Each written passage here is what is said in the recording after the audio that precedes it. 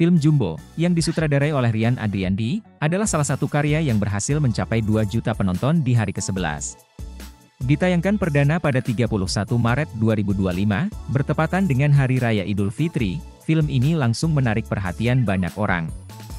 Film ini menceritakan kisah Don, seorang anak yatim piatu berusia 10 tahun yang sering diremehkan karena tubuhnya yang besar. Film Jumbo tidak hanya menawarkan kisah yang menarik, tetapi juga dibintangi oleh suara-suara aktor dan aktris ternama Indonesia.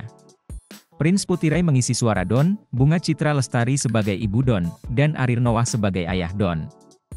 Jumbo mendapat tempat spesial di hati BCL dan menjadi sebuah tantangan baru untuk Ariel.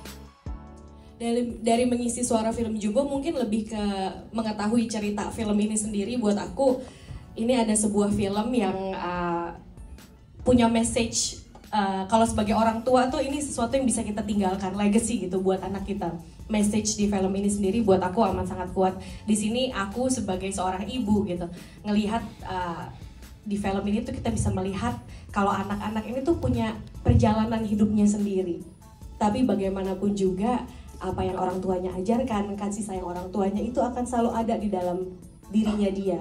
Dan somehow aku mungkin punya harapan orang yang nonton film Jumbo, termasuk aku yang mengisi suara di sini tuh kita jadi makin appreciate waktu ya. Waktu yang kita punya bersama anak kita dan anak kita juga menghargai kasih sayang dari orang tuanya gitu. Nonton film ini amat dalam gitu. Mungkin it's fun to watch. Jadi kalau kita bilangnya menghidupkan imajinasi sekaligus menghangatkan hati. Benar-benar jadi mudah-mudahan teman-teman di sini ngerasain itu ya. Tadi udah nonton, kira-kira rasanya sama nggak seperti yang aku gambarkan tadi? Sama atau mungkin lebih kena ke inner child-nya, anak-anak di dalam diri lebih kayak itu apa, telur ceplok, bajunya apa, jadi imajinasi itu jalan tapi somehow hati kita jadi hangat.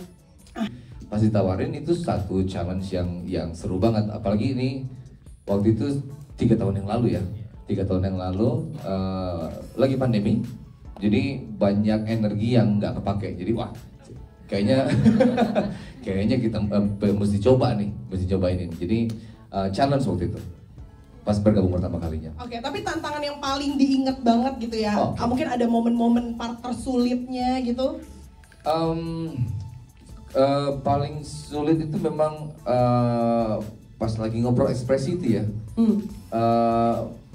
Karena kan agak gak pengen apa ya, pengen perfect, pengen dapat banget, dan itu diajarin dulu sih sebetulnya. Dia diajarin dulu, kedengarannya udah lebih enak, walaupun dibilang masalah tenang aja, masalah ngomong biasa juga udah enak kok katanya gitu, cuma kayak kayaknya masih belum ya.